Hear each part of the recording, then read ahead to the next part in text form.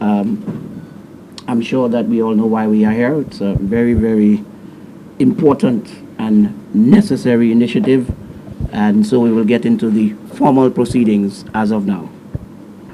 I think what really sums up this initiative from the Government of Saint Lucia and orchestrated by the National Lotteries Authority is something that was written on the blackboard in Mr. MacArthur Fowler's office when I was a teacher at the RC Boys Infant School. And for those of you who ventured into that office, you would have seen on that blackboard day after day, it is better to build boys than repair men. And I think that speaks volumes about this initiative. When I first got invited to serve on this committee, I was a bit skeptical about an after-school program. In fact, my first response was another one, because there have been several after-school programs over the years, and I don't think there's any scientific evidence to determine the success or lack of success of any one of these programs, because the evaluation aspect of these programs, in St. Lucia, we generally tend not to pay too much attention to research. I am very pleased with what this committee has put together for an after-school program, and it's been months of meetings lasting between 3 and 6 hours on average. I think in the last 4 months, we've probably had about 20 plus meetings with regards to getting this off the ground. We're coming here after a first pilot phase that took place in July, a 4-week pilot phase, which sought mainly to test the operational procedures of the program. We are into a second pilot phase, which will commence today in 10 centers around the island. But I don't want to speak too much because there are persons who will divulge a lot more information on the program. Just to say that I am extremely, as I said, pleased to be part of this.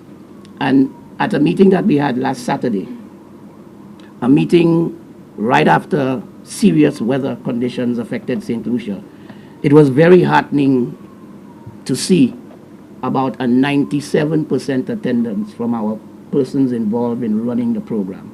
And these are people coming from all around St. Lucia. The fact that after such rigid conditions of the weather, so many were gathered because the meeting had to be postponed from the Friday because we could not have met until the all clear was given. I really think it speaks volumes of what this program means to all of them. As I said to them, it's not a job. This is a call to national duty. This is serving your country just as a police officer would, or just as a doctor or lawyer would. It is really a call to national duty.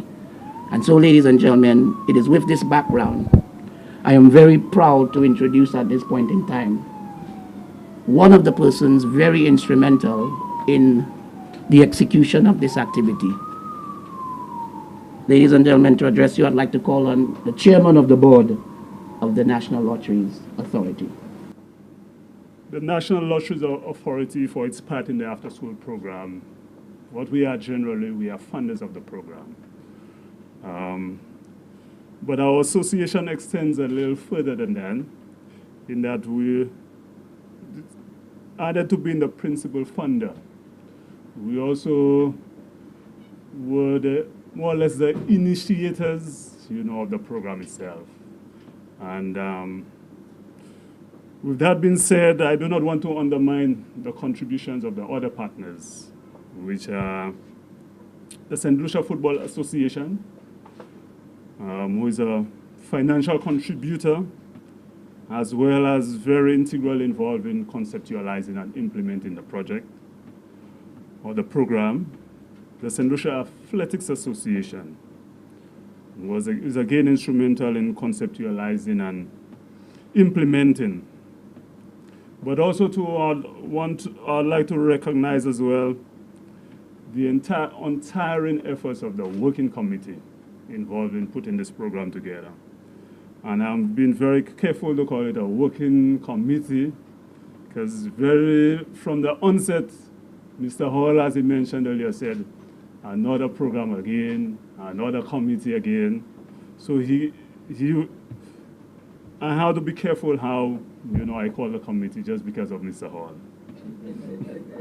And let me just mention the persons involved, and if you're present, I think you should stand to be recognized.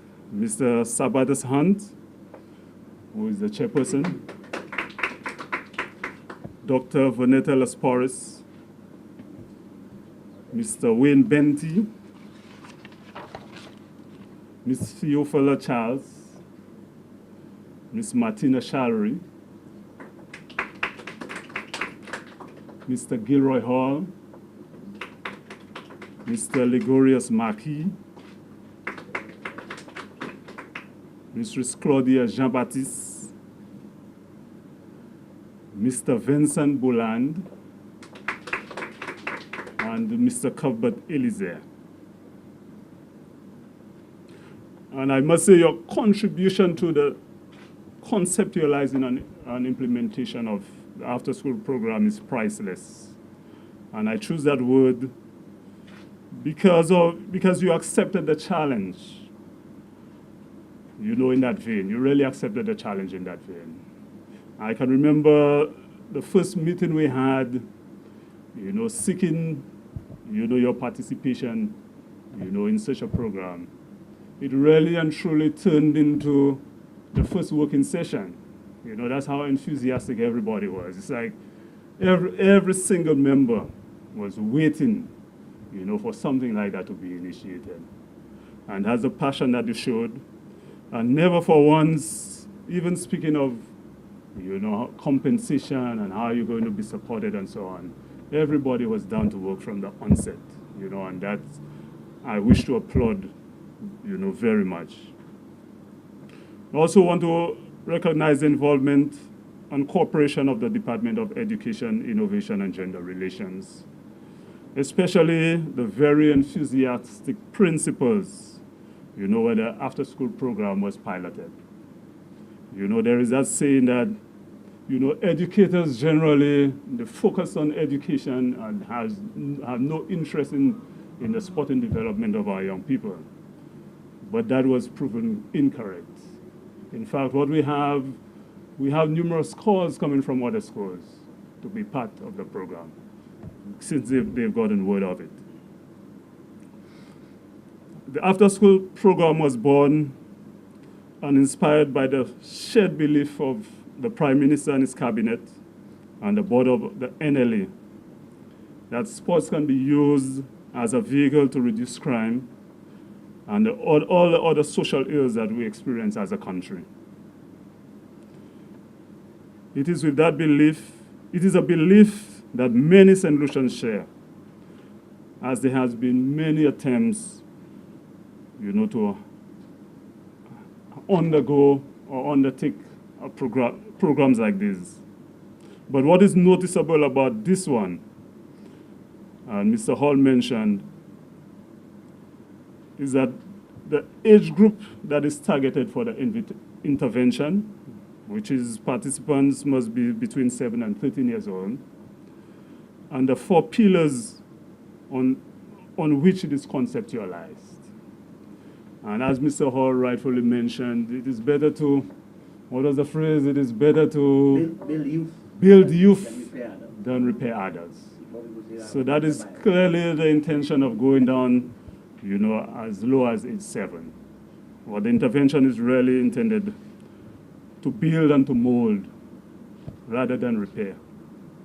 And the pillars that the intervention is built on is 1, introducing the child to sports and physical activity so as to expose them to the psychological, social, and health benefits of playing sports. 2, supporting the child's academic development by providing homework assistance, monitoring participants' progress, and providing the appropriate interventions that will assist in maintaining the child's interest in school and acceptable academic achievement. 3, identifying indifferent and early deviant behavior in participants and channeling such wards to the appropriate resources for corrective and remedial action.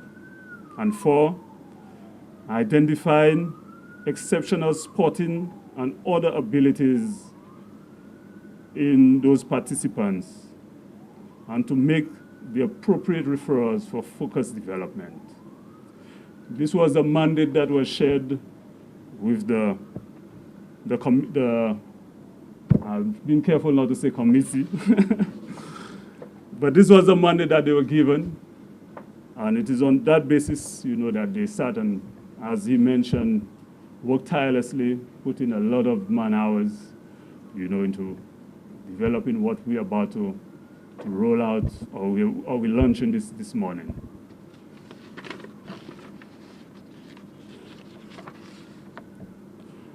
To sum it up, the program really and truly provides an avenue at a critical juncture in our children's development to assess their social behavior, identify special abilities with potential to be developed, and to channel participants with those traits to the right institutions.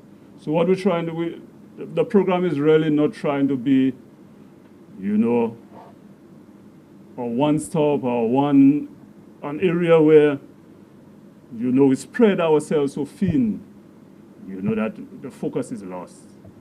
All it is supposed to do is to expose the students to sports, let them benefit, from the disciplines and the lessons that sports teaches, use the sports as a means of attracting them to the program. And there, the evaluation and assessment will be made of them. And those who require special assistance will be referred to the right institutions of government, the right agencies that are available on the island to addressing, whatever issues or potential that they may have. On the NLA span, we have made a freer commitment to the program, freer financial commitment to the program. And in so doing, we would expect that by the third year, the program is going to, the success of the program will assist it in sustaining itself. So as much as possible, what we would want to do is, to ensure that the program is so successful that it will draw interest, from the private sector, not just draw interest, but will reach out to the private sector as well, reach out to the diaspora, reach out to, all the other the partner governments, that Saint Lucia is affiliated with. So our commitment is for 3 years. And let me just mention too, that the SLFA, is making a financial contribution to the program as well. And we're hoping, we're confident that its success when implemented will allow it to be self-sustaining, and that it is going to draw a lot of interest, from friendly governments and the private sector. What is also expected to come out of this program is a well-trained individuals equipped to deal with, dealing with those children, equipped as well to identify those talents that we spoke of, and to identify the early areas of indifference, and misbehavior, and to address them, and to correctly refer them, and not necessarily adjust them, but correctly refer them. Also, too, as a result of the program, what we have is, a number of persons being employed under this initiative. So the economic spin-off of this program is one where, persons would be actively employed for the 3 years of the program, providing that they meet the requirements, and at every point of the evaluation that it is deemed that they should continue. And I speak of well-trained because the program itself will be making a concerted effort to ensure that the training of those individuals continue, because the success of this program is very important, for our young persons and for our country, by extension. So there'll be persons will continue to be trained, in areas of sports, in areas of life skills, in areas of, dealing and interacting, with those individuals. As much as possible, the program is going to extend itself to the parents of those individuals and to get them actively involved in the program, to get them participating and informed and constantly appraised of, how the children are doing. So the program is quite extensive. The details I would leave, to the chair to provide. But it is the intention of the National Lotteries Authority to commit for 3 years, to constantly assess and evaluate, and by so doing, improve the program as we go on and as we move forward. So, ladies and gentlemen, to give you a synopsis of the expectations and the content and everything else pertaining to the program that you are itching to know, I'd like to call on the Chair of the Executive Committee, Mr. Sabatas Hunt.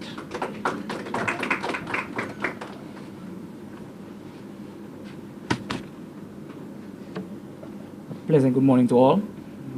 At this point, I would beg that you allow me to adopt the protocol that has been so eloquently established by my colleague, Mr. Gilroy Hall. As he said, I've been involved in physical education and sports for a long time, and being a teacher by profession, standing still at the podium is not really what we do. We like to move around and gesticulate and so on and so forth. But today, I will give it a go, and who knows, maybe I might develop a taste for it, and in a couple of years' time, I might be seated in the front row that we are today.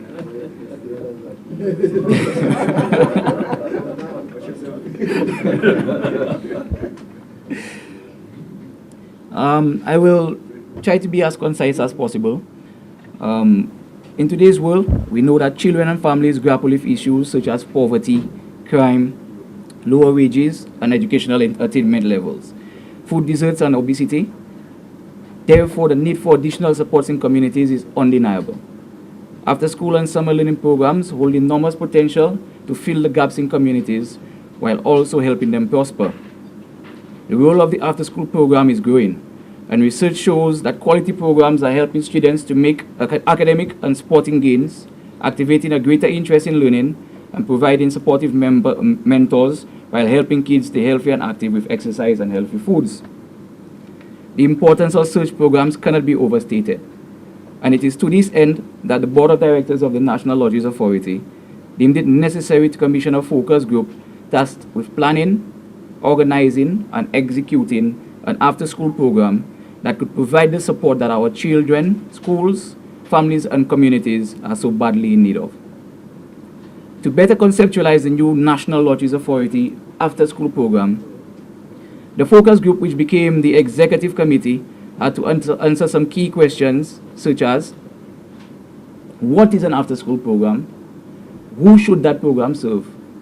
And is it really worth implementing that program in any event in the first place?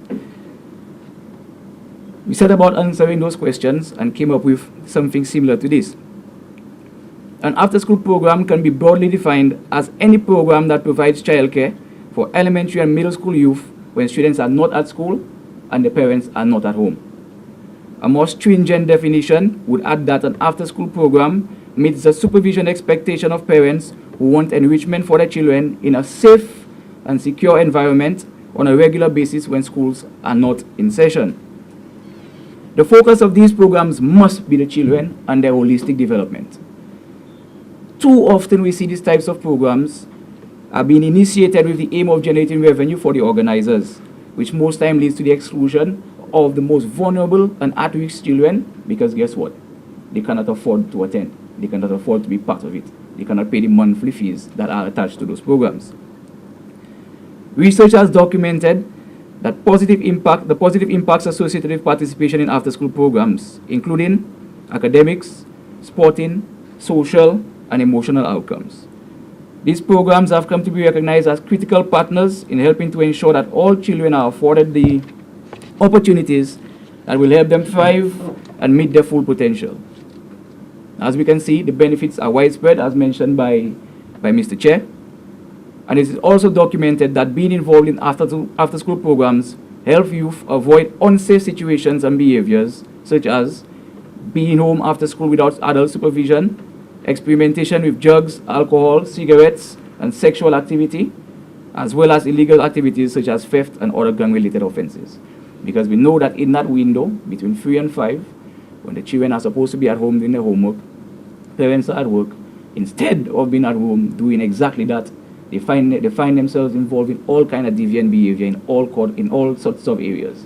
And this, I'm sure, that the minister can attest, is one of the biggest problems that we have in Saint Lucia at the moment. For many a year, there has been a disconnect between academics and sports in our schools due to the misplaced conceptions that one impedes the development of the other. For you to be a good student, you have to focus on your books and leave the playing for the subpar students. Leave the playing for the hard-headed students. The NLA after-school program aims to dispel this myth and was designed to marry the two and assist our youth in both areas. To this end, we developed a program that will cater for homework assistance and the acquisition of soft and light skills alongside the sporting skills development. We recognize the need to develop well-rounded individuals, and therefore emphasis was placed on ensuring the provision of quality instruction and supervision in a structured environment where our youth could learn to be, learn to do, learn to live together, and most importantly, learn to learn.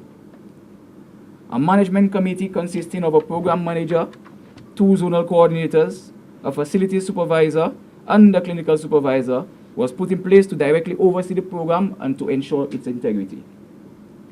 30 coaches and 10 life skills facilitators were also employed, with all staff being put through a rigorous interview process to ensure that only the best professionals available will be interacting with our students. Very important, because it doesn't matter what is done at the executive level, at the management level, if on the ground the quality of instruction is not being delivered by the coaches and the facilitators, this will all be for nothing. Training seminars will be held throughout the duration of this program, because as the chair said, new methods are being developed, new research is being conducted, so we want to actualize and update all staff involved with this program as we go along, so that the best practices will be adhered to throughout the duration and the lifespan of this program. All instruction in the National Lotteries Authority after-school program will be guided by manuals provided by the Saint Lucia Football Association, the Saint Lucia Athletics Association, and also UNICEF, as well as a handbook on protocol, policy, and procedures which was developed by the executive committee for this program. This program was piloted, as Mr. Hall indicated, from July 9th to the 2nd of August. We basically run this program to test our operation systems, because we realize that the conditions under which the program will actually continue will not actually mirrored during the summer. So therefore, we decided to run another second phase of the pilot, which will be kicking off today and lasting throughout the entire first term of school. Those conditions will probably mirror the conditions under which the program will continue, so that we can better assess and tweak and make changes as the program develops. In that initial pilot, operations will run from Monday to Thursday between the hours of 9 a.m. to 12:30 p.m. And a total of 171 students participated in the 10 centers around the island. We were expecting actually about around 450 students, 450 participants, but for a number of reasons, we were not able to hit that target. As we know, in the summer, there are various programs being run in those same centers and throughout the communities all around the island. The second phase of the pilot will commence today, the 2nd of October, at 11 centers around the island. So we have increased by 1. Those centers are the Grozile Primary School, the Laguerre Primary School, Vidboutai Primary, Marsha Primary, Denry Combined, Deriso Combined, Peru Combined, Viewford Primary, the Reunion Primary, Itangs Combined, and the Millet RC Infant and Primary School. We recognize that a lot of the principals have been putting pressure because they want their school to be part of the program as well, but it is just a pilot, and we have to start somewhere. So hopefully as we go along, we can expand and we can service the needs of those principals who have been complaining. A total of 45 students have been selected per center. The age range of those students is between the ages of 6 to 14 years. That's the grassroots age as it pertains to football and athletics and so on. The program will run from Monday to Thursday, 4 days a week, 4 times weekly, from 3:30 p.m. to 5 p.m. As well as receiving instruction in 2 major sporting disciplines, which will be football and athletics. These are the 2 major sporting disciplines that we are going to focus on in the initial phase of this program. The students will also be receiving homework assistance and life skill development exercises, because we recognize that we don't only want to form footballers or doctors or nurses, but we want to form actually good citizens and properly functioning citizens for the society going forward, well-rounded individuals. As Mr. Hall said, I too have served on many a committee, many after-school programs. Many such programs have been initiated over the years with varying degrees of success, and a high number have fizzled out and fallen by the wayside for a number of reasons, be it financial and so on and so forth. However, we are absolutely convinced that this program and its impact will continue to touch the lives of many children and their families long after we all in here today cease to exist. So Mr. Chair spoke about the commitment of the National Lotteries Authority for a 3-year period. We're hoping that it far extends that 3-year period. From the inception, the National Lotteries Authority has displayed unwavering commitment to the success of this program and has poured in numerous resources, financial and otherwise, into it. The dedication towards the development of youth of this nation must be applauded. At this moment, I also want to make special mention of all the major stakeholders and partners, such as the Saint Lucia Football Association, the Saint Lucia Athletics Association, the Ministry of Education, the Department of Youth Development and Sports, the Ministry of Health, Child Protection Services, and of course not forgetting the Government of Saint Lucia, who have come forward to play their part in this noble cause. It would be remiss of me also to not mention at this point that we are seeking to partner with other relevant agencies, such as the Community Outreach of the Royal Saint Lucia Police Force, to further enrich our program. And we look forward to forging close relations with them, because we understand that they have a major part to play if we are to achieve what we want to achieve going forward with this program. At this point, I would like to urge all of us to keep working together to provide positive avenues for our youth to manifest and nurture their talents, and to create the change that we want to see in their attitudes, behavior, and disposition towards hard work and self-development. Thank you very much.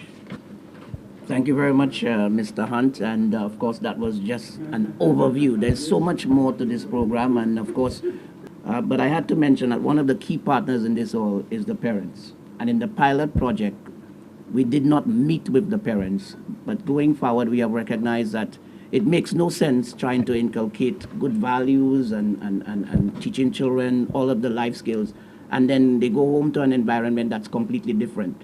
It means every time they return to the program, it's like they're starting from square one. So we have made a concerted effort to engage the parents, and we are making them part of the program. Their job is to monitor the progress of the program. One of the PR initiatives we have is an open day where parents will be coming in and finding out what's happening with their children. We're going to be launching our Facebook page that we're hoping to be very interactive and keep the entire nation abreast of what's going on with this program. So, as I said, very, very extensive, very ambitious, but the good thing is that we have all of the expertise on board to deliver this. There are about 21 persons who have worked with this program, all coming from different fields of expertise.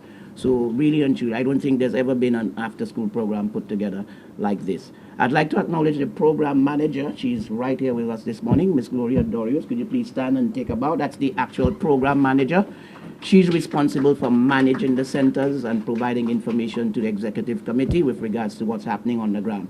She's being assisted by 2 zonal coordinators. There's Miss Patsy Haywood, responsible for the northern part of the island, and Mr. MacArthur Phillip, responsible for the southern part of the island. So we have a very unique type of management structure for this program. You have a number of checkpoints to ensure that things are unfolding as they should. At this point in time, ladies and gentlemen, I would like to invite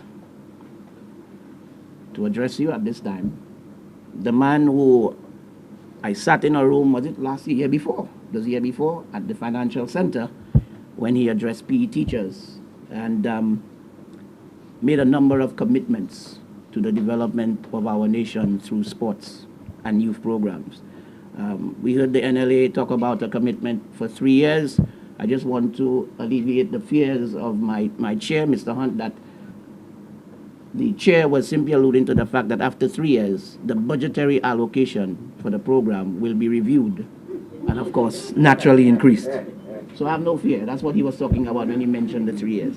But ladies and gentlemen, he's been the man really and truly entrusted with delivering this program. And so if we take a quick look at the ministers right before us, I see 3 national selectees. I am not sure for the Honorable Ezekiel Joseph if he represents, but I do recall a domino competition. I think he may have been a national representative. I'm not quite sure, but I will do the research.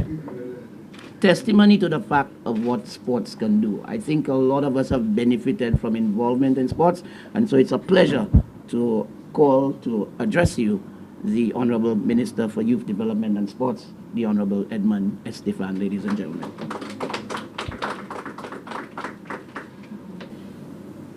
So in a nutshell, one of my life's goals, as I saw the development, or as I took part in sports and represented Saint Lucia a little bit, one of my goals was to become the Minister of Sports. And so, as I examined the country and so on, I realized that to get to where we need to go, a lot needs to change. And I can put these in 3 words: policies, programs, structures. And although I arrived here late this morning, you know, this is coming out of some of the presentation that I've heard. But I have gone around and met most of the associations. And so, you know, we try to urge associations to present your programs to the ministry, not holding back on anything. We want it comprehensive. We want it all encompassing. And a few associations have done so, and we are very thankful. And let me just tell the others that we're still awaiting this comprehensive development program that we have asked for. And we have started our 2nd round of meetings with you, and so maybe by the time we get to you this time, all of that would be settled. But we are here this morning to talk about a program that is very, very, very important to our young people. And let me just put 2 scenarios in front of you. So let me tell you the story of John. As far back as I can remember, my mother worked late into the evening in order to make ends meet. In our house, making ends meet meant paying the bills, keeping food on the table, and ultimately providing me with a better life than she had. As you might imagine, that did not leave much room for afternoons at home with my mother. Instead, she worked her 40 hours per week and would often leave me, a 10-year-old, with at least 4 hours at home alone. I'm sure that a lot of you can attest to a scenario similar to this. While my mother worked, I found my way into unnecessary trouble, avoiding my homework in the process, or evading to do it, or not getting it done. So this spelled trouble. I followed the wrong crowd and thus began my life as a rebellious teenager, which landed me on the streets at an early age. The story of Hollis, on the other hand, is a different story, or takes a different twist. Rather than continuing to leave me alone, however, my mother opted to place me in an after-school program. It turned out to be the best decision she ever made. During my time in this after-school program, I was introduced to extracurricular sports, cooking, arts, and even musical instruments. The benefits of being a part of an after-school program were endless. Through this after-school program, I was able to identify talents and skills that I may have always possessed, but up until then had been underdeveloped. How many of us in here, sitting here, or standing at the back today know of Johns in our communities? Now, the after-school program, this thing has been taking place all over the world.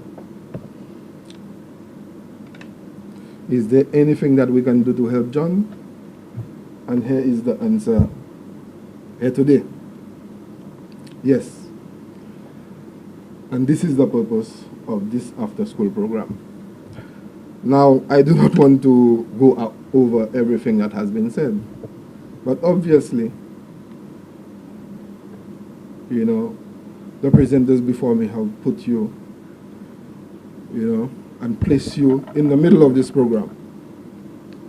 This program is an initiative of the Government of Saint Lucia, being implemented by the Department of Youth Development and Sports through the National Lotteries Authority. It also fulfills one of our manifesto promises to introduce an after-school program to fill the gap between the hours of 3 and 6 p.m. Whilst we implemented the pilot program in August of this year, I am pleased to note that with the cooperation of the various government agencies such as the Department of Equity and the Ministry of Education and also the Department of Health, respectively, we will begin the second phase of the project this week. The intention of the program is to ensure that we can engage our children in meaningful activities during the little hours that will have a positive change in both the academic performance and the attitudes and behaviors of our students involved in the program. And this, I'm sure, there can be a spill out into the community, because, we were taught that the company you keep tells a lot about you. Okay, so even those students who are not able to partake, or we have not found space for in our after-school program, as they engage with those who have, will be changed students. We are hoping that within the shortest possible time period, the program will move and will develop and will envelop the whole island. This is our goal. So right now, we're talking about 10 schools, and maybe very soon in the near future, we will be able to do this island-wide. I am overjoyed to say that the program will also see some economic benefits trickle down to the communities. Okay, imagine we will be employing around 40 coaches and lifetime facilitators, 10 caterers, janitors, and so on. So employment will be created in the different communities. So, in a nutshell, I have told you that we want to better direct the resources at the NLA. We do not want it to be at the whim and fancies of any one minister. So as you can see, a team was put together to look at this, professionals. Okay? And this is one of the things that I have spoken about. Better directing the finances of the country and engaging our people. Studies show that youth in an after-school program are less likely to smoke, drink, use drugs, or become teen parents. And you have heard that from the presenters before me. They also attend school more often and achieve higher levels of education. This program is not about us, and you've heard that also, but about our kids. I want to endorse this program. And I call on every St. Lucian, every parent, every teacher in every community around St. Lucia. We are coming to you if you are not involved as yet. As I end, I want to reiterate that this program is for our kids, so let us make it succeed and let God be our guide. Thank you.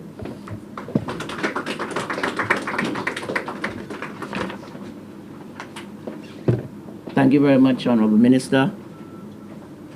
You know, I was listening to the Honorable Minister and thinking, the story of John is a story that our persons in the after-school program should actually hear.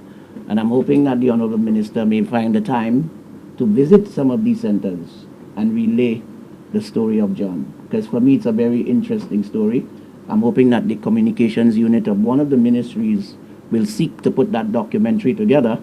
And of course, in terms of copyrights, I think that can be worked out very, very easily. But honestly, these are the stories that our young people need to hear, you know, and they need to hear it from the people who are directly involved. I want to profit this opportunity to tell everyone here that the centers will be open house centers, and we're hoping that as partners, you know, the partners are so many. I just want to touch on the fact that the program seeking to find those troubled youth. And one of the problems that we've had in the past is nobody seems to be reaching a lot of our troubled youth. The program doesn't only cater for troubled youth, but we have some young people here who need serious help because of the environment from which they come. And we've been guided by Mrs. Martina Shalry. I want to thank you so much. I have received a major education on child protection since joining that particular committee. There were lots of things that I took for granted. And she has introduced us to the legislature, governing the interactions between adults and children. Very, very critical and interesting reading. And I'm hoping that our principals here will avail themselves of the opportunity to get people like Mrs. Shalry and others to come in and speak to their staff. The legal implications for some of the things we take for granted are just unbelievable. The session we did on Saturday with the coaches, for example, innocent comments like, Dudu, you all right? These things under the child protection laws can be viewed as abuse and harassment. And it's our culture, you know, to want to touch people and hug them and hold them. And I mean, she went through in detail some of these things with our coaches on Saturday. And you could see from the reaction, some of them who have been teachers for many, many years were not knowledgeable of those things. Some of them who've been coaching for long periods of time, that was new information to them. So for me, when you talk about holistic development and a really holistic approach to developing a program, this is it. This is second to none. And this is why I brought this up here a while ago, which says, the last slide, the ASP program from the National Lotteries Authority is like no other. And we are going to ensure that it remains like no other.